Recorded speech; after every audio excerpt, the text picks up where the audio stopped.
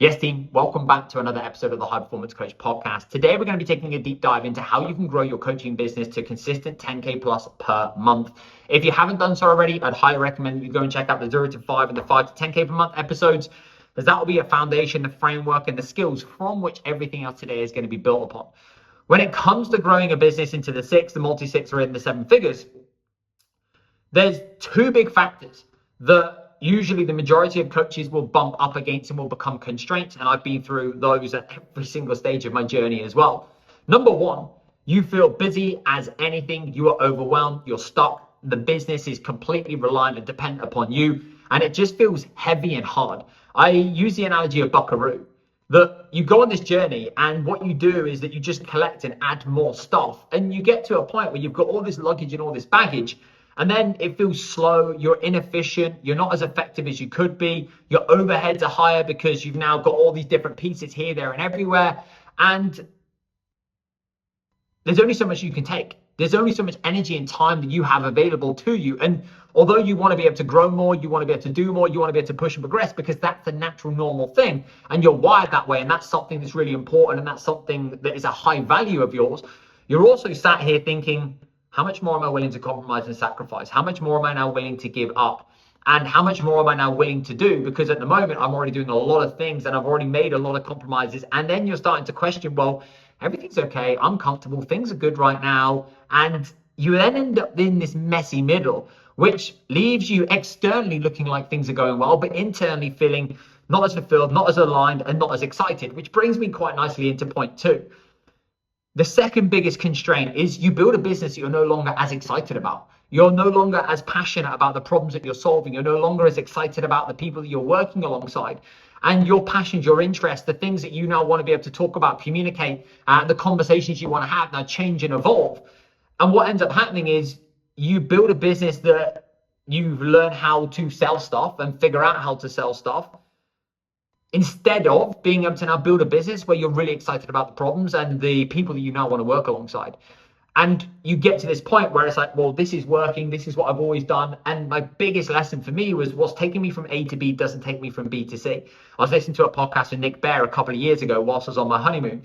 And he basically said that what took me from 0 to 70% in my company didn't take me from 70 to 90%, which then didn't take me from the 90% to then the little 1%. You have to be okay with relinquishing control, letting go. And I use the frame regeneration phases that you've got to be able to go through. Because if you're building a business and you're just really figuring out, well, how do I now sell more stuff? And you're not as passionate or as excited and you don't feel as connected or as aligned and it doesn't complement you and it doesn't feel like it's an extension of you, well, then you're building something that you're just growing into pain. And then you end up looking for lots of different new, weird and wonderful things to distract you because you're not as ingrained and as connected to the very thing that you're now building and creating. So whenever you're now looking at the thought process of growing, we have to be able to look at it through those two different lenses. And the normal narrative that I see so many coaches have, and I've also had this in exactly the same way, is that you think, I just need to do more. Don't fix what's not broken because it's already now working. But that's not this answer to the problem. You don't just need more clients. You don't just need more leads. We have to be able to look at your market. We've got to be able to look at your model. And we need to be able to look at your systems. And we need to make sure that everything you're building and creating is now actually going to be congruent to actually what it is you want to be able to step into. And whenever we work with anybody, initially, the first thing that we'll do is a discovery. We don't just want to add stuff on top of stuff. We want to figure out, no different to what you would do if you were working with a client. What are they currently doing? What's working? What's not working? What's driving them? What's pulling them forwards? What are their highest values, needs, wants? You're looking at what are their biggest constraints and what are their biggest limiting factors right now that are stopping them from being able to get to where they want to be able to go. And it feels like polar opposite to what you should do, but the default is go back to the beginning.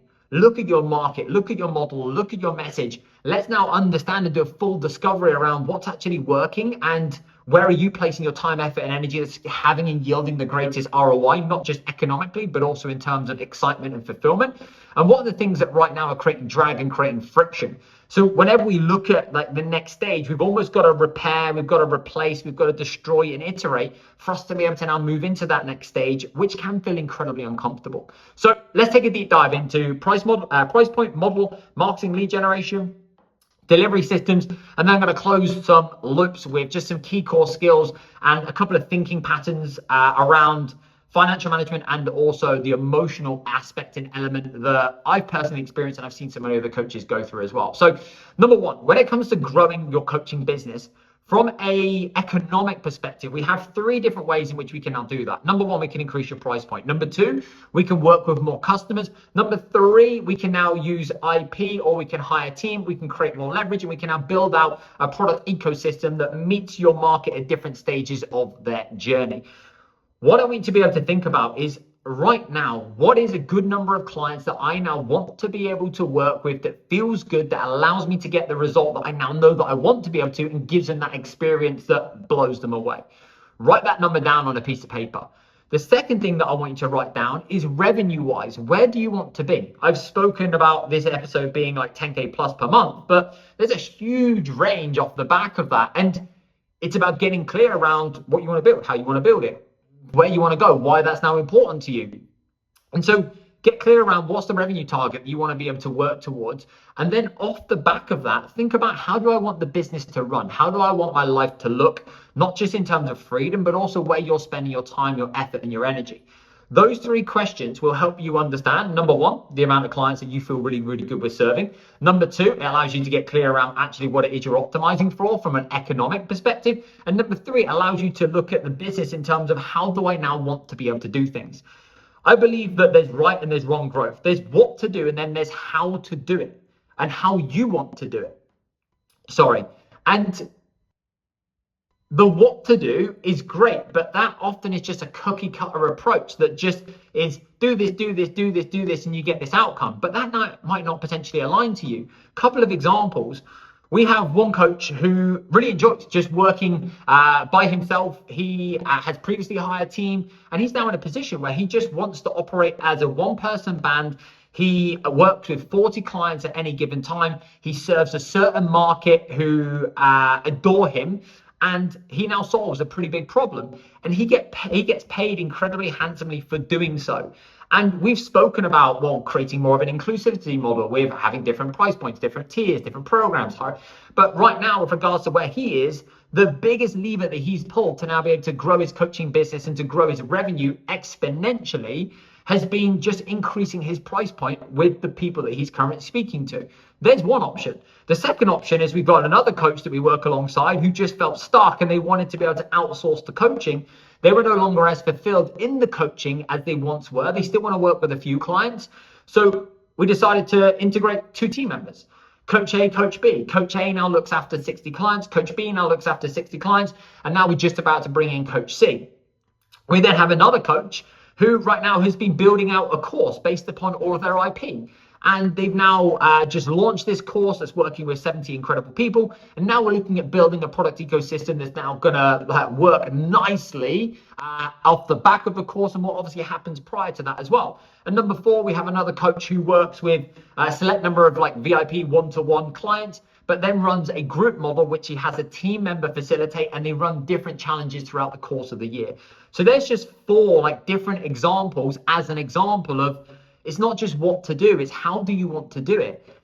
We've got to look at, where and how do you want your business to look? And this is what I talk about all the time, about building a business your way, building a business that you're proud of, and being able to actually now feel excited about what it is that you're creating, because business is hard, business is challenging, business is an uphill battle where you often just feel as though you're getting punched in the face and you're questioning absolutely everything. So if you haven't got that right from the get-go, then there's going to be a gap, which is going to then sink the canoe later down the line if you don't address it. And this isn't just a one-time thing. As you grow, the business will evolve and grow, and you'll go through different seasons and cycles of things that you're applying, implementing, and doing. But you've got to get clear around where you are right now, what is the biggest constraint, and based upon those three questions, what's going to be the best model for you now moving forwards. And once you have clarity around that, it gives you so much more bandwidth and energy, because you now know exactly what it is that you're currently optimizing for. Okay, marketing and lead generation. Everything always comes back to the basics. So my question to you is, do you know exactly who you're speaking to, and do you know the first problem that you solve? And do you know the solution that you provide that's a new way in comparison to the constraints and the limitations that your market have currently been bumping up against. You need to make sure that you have a level of absolute clarity in your messaging and you're communicating in a way that you're speaking to your audience who are aware of the problems that they've got. Now, why this is so important is because when you get to a certain level in business, you think from a marketing and lead generation perspective, I just need to do more. I just need to turn the dials. But that's a bit like not being able to squat proficiently and then just adding 100 kilos to the bar. Is not going to help you or benefit you in any way, and you're just going to get injured. We have to now be able to recognize and look at, okay, how strong is your messaging right now, and how strong is the clarity you have around the market that you're speaking to, and understanding and then how you solve their problems in a new way that they currently haven't yet experienced. One of the biggest challenges that I've had, and I also see so many other people have, is that you speak to people's problems that they're currently unaware of. What somebody thinks is their problem is in comparison to what you know their problem is usually two different things. And what then happens is you get excited, you go on this journey, and you've obviously been on this process now where you've got so much more of an insight. The problem is you're then speaking in alignment with the insights that you've now got, which means that it goes completely over your audience's head. And it means that in your mind, you're going, I'm going to have to go back to talking about the stuff that I'm not really excited about. Whereas what we've got to address is go, okay, what are the problems that your market are currently aware of? Okay, on a piece of paper, left-hand side, write all those things down. On the right-hand side of the paper, write down what are the problems that I now know they've got that they are currently unaware of. So what do they think the problem is? What do I know the problem is? Off the back of that, you need to write what do they think the solution is. So write down a list of all the things that they've tried, they've done, or they just think that they're going to have to do in order for them to be able to get the result. On the right-hand side, then write what is your solution? How do you do it? Is it easier? Is it faster? Is it more enjoyable? Is it smoother? And that's going to be the thing that then creates contrast. Off the back of that, what we then need to get really clear over is why is that your solution, which comes back down to your hero's journey. It comes back down to your story. It comes back down to where were you before? What was your call to adventure? What were the problems? What were the challenges? What were the experiences that you had? What were some of the lessons, the failures, etc.? Then what was your aha moment? What happened? Who did you meet? What did you realize? What did you learn? And ultimately, how's that now being able to allow you to put something together that now helps somebody with a certain problem overcome that problem because of the journey that you've now been through? That allows you then to be able to weaponize your story even more so. It creates an even more powerful story brand. And when you can then use contrast, that us versus them, old way, new way, old way, our way, you then start to allow your market to become aware of a different way based upon the problems they're currently experiencing. This also works incredibly well because when you talk about this solution, it also allows you to talk about the things that you're passionate and you're excited about. You just need to make sure that you're addressing the problems that your market are currently aware of. And then off the back of that, we want to be able to make sure that we're not just selling outcome based. I had a great conversation with a new great friend that I've met out here, a guy called Alex. And he's a phenomenal copywriter that writes copy for a lot of big companies. And he said, what do your audience need to do? What do they need to see? What do they need to hear? What do they need to read? They want to know the features, the benefits. They want to know what's this program going to give me the ability to be able to go and do. And more now, we're in a marketplace that are skeptical, that are busy, that are far more informed in comparison to where they were previously. And they want to be able to know what is it that they're going to have to do and how does your process now work? That's going to come back down to you showing proof of obviously your work, which isn't just a before and after. In 2016, 2017, I'd pump out a series of results, and every single time that I did it, I would get 7 to 10 inquiries every single time without fail, with no call to action and with no kind of outbounding or anything of the sort. It's like, meet Billy. Billy came to me, my little brother, that was struggling with A, B, and C. This is what we did. Amazing work. And then I would get a ton of inquiries. That doesn't work anymore. Getting results is literally the minimum requirement that is expected of you in this game. Off the back of that, you've got to be able to share and show and demonstrate, well, how did you get the result? Where were they before? Where are they right now? What had they tried before? What did you do differently? So then people can start to put themselves in their shoes and they're starting to build more competence because they've got more awareness, because they've got more information around how you do it. There's two things that usually stop people from buying. Number one, they don't think the program's going to work. Or number two, they don't think they can do it. We have to be able to answer as many questions and show them as many ways as possible to give them enough confidence to be able to take that next step. So go onto your social media. How much are you talking about the features, the benefits, the ability? How far can somebody go into your world and understand what you do and how you do it? Have you now got landing pages, home pages, sales pages that demonstrate that? Have you got videos where you're just demonstrating case studies of the journey you've now taken people through? How much of an insight can you provide for people so that they have more confidence to be able to then take that next step? And then off the back of that, you've got the ask. So whenever I'm looking at like the growth, every single coach that we work alongside, we always have to look at the market, the model, and the message, and then understand, okay, is that now where it needs to be? And it's frustrating because often you're like, oh, I've got to go back to the beginning again. It's like, no, you've stepped into the next level, and your level of awareness and your level of communication and articulation, and also the evolution that you've been through has now changed. So we have to now be able to go and do that work once again, but you're now operating at a higher level.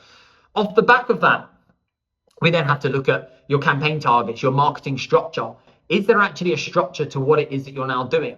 Exactly the same with periodization with your training. You're doing accumulation phase into an intensification phase, into accumulation, into an intensification, into a taper, into a peak. Your marketing should be exactly the same. So do you know what you're doing over the month of March? And how is what you're currently doing in the month of March going to tie into the month of April? Have we got clarity around how one month is going to stack on another? Otherwise, what ends up happening is you just use like this shotgun approach of like tactic, blunt post, giveaway, insert whatever it's now going to be, special occasion, one time only. And then you're just basically scattergunning all these random things that you're then doing, and there's no structure, and you're then just basically just hoping. Instead of actually now being able to build the runway of going, right, okay, January, where are my audience right now? They're currently feeling like this. This is what they're currently struggling with.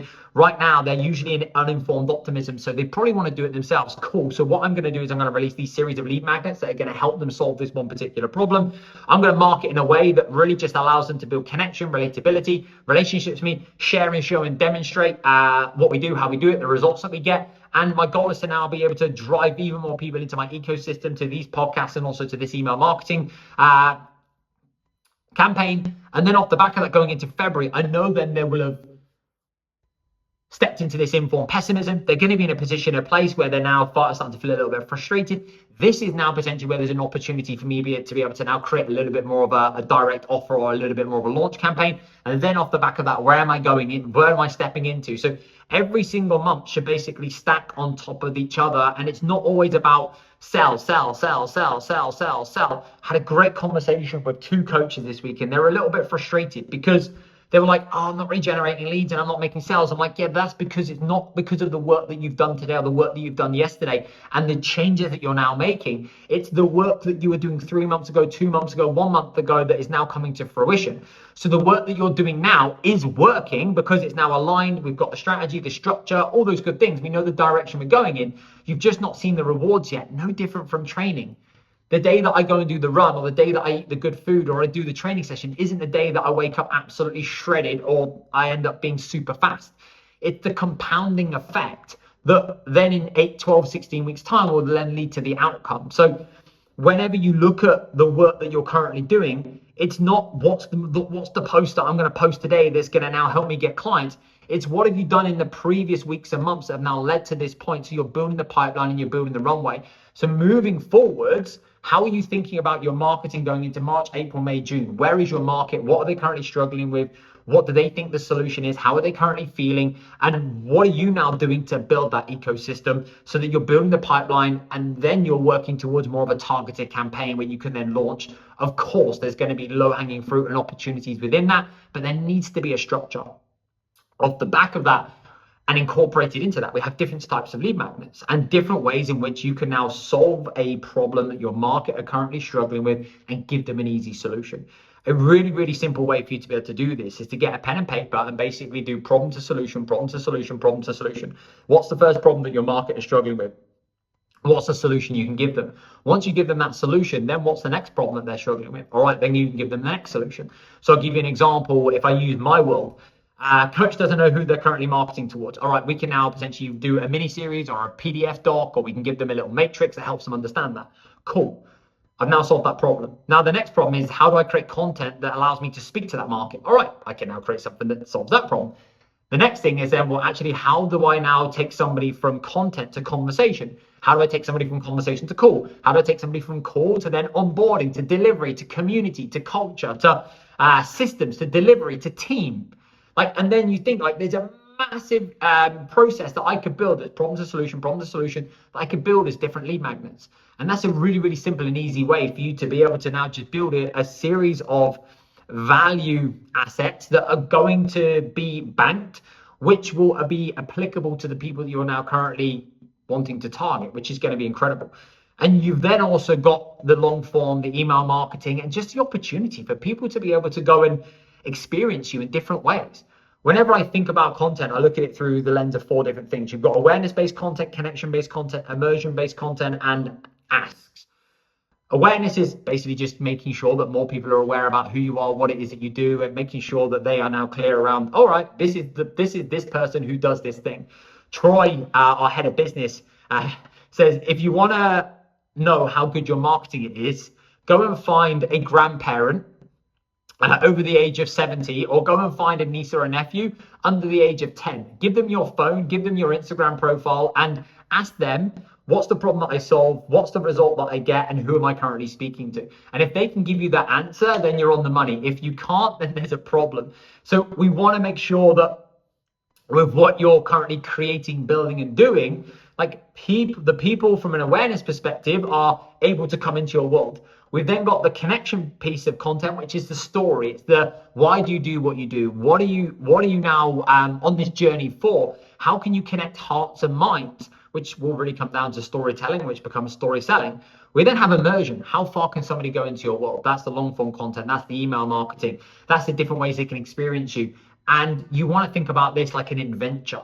You want to think about this like, I think Daniel Priestley calls it a playground, where they can go on the monkey bars, they can go on the swings, they can go on the seesaw, they can go on the roundabout, and they can have all these different experiences. And then they get to a point where they're like, right, okay, I'm ready. What's the next step? And you can build a system for all of this. So your content marketing ties into your lead magnets, which then also ties into your long form, and also then ties into your email marketing. A couple of final pieces that I want to address that hopefully is going to give you some actionable and some tangibles that you can go and walk away and do.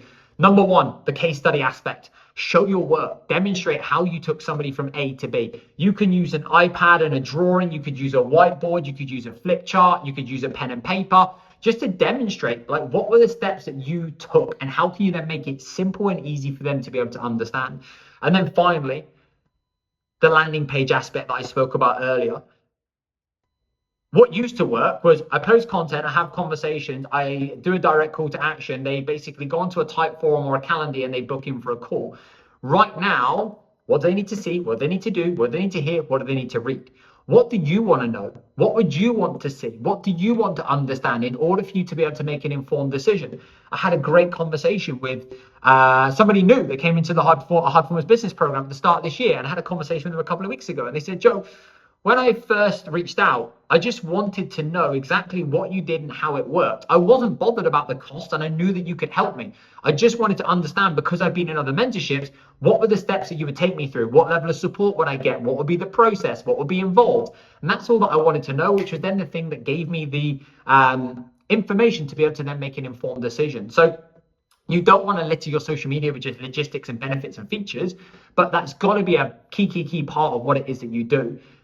Easy 2 things to do. Number one, how you work, what's involved, how you do things, top pin in your Instagram bio. Second thing is basically results. How do you get those results? And you can display a whole host of different results so that people come onto the page and they're looking for people that are just like them.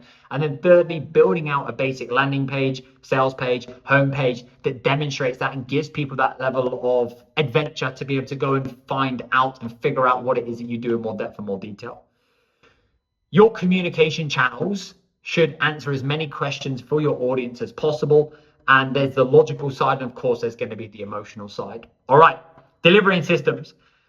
We don't need to make this more complicated than it needs to be. I spoke about Buckaroo earlier, and you end up with all these different systems and CRMs and all these different automations. And I've got all these different programs and apps and communities and videos and labs and trainings. And you're like, whoa, here's all the stuff that I can do for you. It's like, actually, do you know what? That's slowing you down.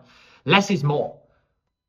And we want to be able to keep it as simple and as easy as possible for you. So whenever you're now looking at growing, the biggest constraint is always going to be time, and it's always going to be energy. You need to have the right people and the right systems in place so you can focus your time, effort, and energy into the right areas to be able to now go and move forwards. That doesn't always mean doing stuff. That could also mean thinking, and could also actually mean enjoying yourself. So on the most basic of levels, you need a good client relationship management system, a good CRM that can manage your sales, your service, and also the support structure. You need automations to make your process seamless so you're not having to manually do anything in terms of just the basic things that could be done without you having to worry about it. And we then have your deliverables. We need to look at your community. We need to look at your communication. And we also need to look at how your program is now going to be delivered on what platform. Off the back of that, now dependent upon the model that you're now going to run and where you want to go, how you want to do things, you're going to need a PA, VA, somebody who can start to take care of the easy stuff, the stuff that is now slowing you down and is dragging you back into things that aren't moving you forwards. The finance, the admin, the payments that bounce, the payment links you need to send out, the event bookings, that whatever it now might potentially be. And you're going to need to find somebody that you have a good relationship with, somebody you trust, etc., which is going to be absolutely key. And I'm going to come on to that in a second. Number two, you need a really good accountant, somebody that can actually now give you the profit and loss at the end of every single month. They can give you the forecast. They can help you understand your current tax projections and current liabilities. We now want to be able to recognize and help ourselves understand patterns, so we can now start to look at last year going into this year. We want to be able to start to understand right now, how much do I need to allocate for tax? Right now, how much can I allocate for profit? Right now, how much do I need to allocate for expenses? Are there things in there that don't need to be in there? And how can I make sure that I'm just starting to plan? Data is going to be absolutely integral, and having a good accountant who can provide you with that oversight, give you the numbers, give you the forecasts, and give you the projections, and give you this is where you are right now is going to be integral. And the reason that this is even more important right now is because you have to be able to reinvest back into the company. You have to be able to redeploy cash that you've now made to free yourself up, to give yourself more time, to give yourself more energy. And if you don't, well, you're then going to be stuck because you're going to be doing everything. Not only that, there's often this challenge where if you don't know where you currently sit revenue wise, what's yours, what's not yours, well, then when it comes to making these decisions, it's actually harder and it's more difficult because you haven't got any clarity on which you can now go. You can base your thinking off. You're just literally winging it. You're looking at your bank account going, that's the amount of cash I've got in my bank account. Can I hire this team member? Can I delegate this thing? Can I invest in this, whatever it's now going to be? And you're then making a decision just based upon emotion rather than actually making a decision based upon actual facts. The third thing is dependent upon what it is you're going to do, a head coach, somebody you can now bring in that can start to take over an aspect of delivery. Now, there's a couple of different ways that you can now think about this. You can either hire the above based upon the head coach, based upon will, or you can hire based upon skill. If you hire based upon will, you're hiring based upon the person, you're hiring based upon the potential that you now see in them. They haven't yet got the skills where they can just step in and they can just take that responsibility off of your plate.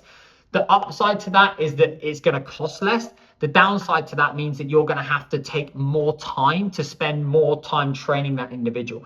If you hire based upon skill, it's going to cost you more, but you're going to be bringing in somebody that can literally just do that job straight away. You can pass that responsibility across. Of course, you've got to go through this basic development training phase and obviously handover. But aside from that, they can get on with the job pretty autonomously. And that's just one less thing for you to be able to think about, which gives you so much more capacity and gives you so much more space. So whenever you're thinking about this, you've got to be able to weigh up the pros vs the cons. And when it comes to finding a coach, I always look internally. I'd always then look at who do I now know in the industry. And then off the back of that, I would then market and advertise. Number 4, graphics, looking at media and just looking at just expertise and projects that you now know, that landing pages, website build out, CRM development, all those good things that you now know that if you were going to do it, you're probably going to do a terrible job, or it's going to take you a week of you just hating every single moment. So with this, you're just literally looking at a paper project. You're looking at just going on a freelance basis, depending upon where you are. We have previously hired somebody full-time internally. And there's other coaches that do exactly the same, but it really just depends on the ROI. What is it you're looking for? What projects have you now got in the pipeline? What are you now looking for somebody? And of course, depend upon the level that you're now wanting to go to. So they're going to be the key pieces that you're going to need to have in place. On it, a final note to close the loops of this episode. We've got to look at the money and emotional management. To grow, you have to reinvest, as I've already spoken about. And you have to then recognize that your business money is not your personal money, which is why we need to make sure we've got good systems in place. A couple of really good books to read: Profit First, Psychology of Money. And whenever you're now looking at stepping into the next phase, my experience is I reinvest, my profit margins come down, and then my profit margins go up. I then reinvest, my profit margins come down, then my profit margins go up. So it's just recognizing that the day that you make the investment isn't going to be the day that you're going to see the ROI. You've got to reinvest to be able to create space, time, and to create more capacity from which you can then grow into then moving forwards. That's going to be the game that you're going to play. If you want to keep more of the profit and you are in a position and a place where you don't want to hire a team, well, you're just going to have to do more of the workload, or you're going to look at different products and programs where you're now going to be able to sell your IP. But if you are now in a position, in a place where you want to be able to gain more freedom, then and you want to be able to have a little bit more time, and you don't want everything to be directly through you, we then need to make sure that we've got the right people in the right positions and in the right place to then be able to allow you to spend time, effort, and energy doing the things that you now love. And like I communicated before, we've got individuals that actually, do you know what, make an incredible amount of revenue every single year. They work with clients that they love, and they operate as completely solo, one people bands, and it works fantastically for them. So it's just recognizing what's the structure that I want to be able to now follow. And then finally, we've got the emotional management. Every single level requires a new version of you. It requires you to let go. It requires you to learn new skills. And it requires you to think in a different way. And it often feels safe to want to do everything. It often feels safe to just revolve back into what you've always done. But that's not the way in which your best self is really going to grow and evolve. I realized and wrote this down on my journal this time last year. I was like, if you keep doing what you're doing, Joe, you will continue to grow and you will make progress. Amazing. But you're not going to get to the level that you now know that you've got the capability of now being able to do so. You're going to have to relinquish control. You're going to have to let go. You're going to have to shift your thinking. You're going to have to do this. You're going to have to do that. And for me, it was recognizing that everything was good. Everything was okay. Everything was moving forward. But I knew that if I really wanted to make the changes that were going to make the difference, I had to operate in a completely different way to what I have done, which required a completely different version of me, which was quite uncertain. And yeah, it was quite difficult and hard and challenging at points, because you remove and take a step away from what feels safe. But it's having the confidence and the trust and the backing in yourself, and now knowing that you are the person who figures it out. You always have done, you always will do, and that's who you are. Okay, I hope you found today valuable, useful, and it's giving you something from which you can go and build and develop and action and implement.